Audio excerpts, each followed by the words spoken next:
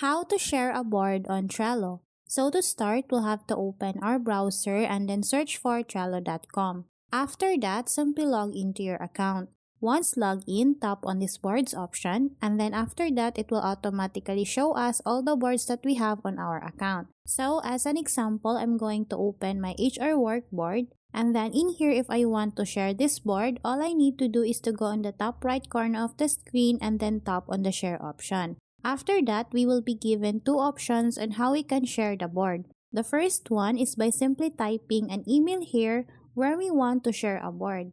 After that, we'll have to tap on this arrow icon to change the rule or permission for that account. So in here, as you can see, I will have to upgrade my account to a Trello Premium account for me to use this option. Once I'm done editing this one, I'll have to tap on the share option.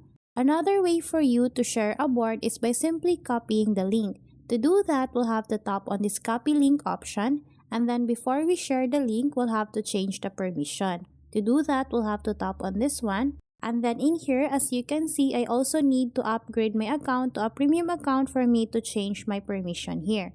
Once you have the link, you can now open your email or any other means of messaging application where you can share the link.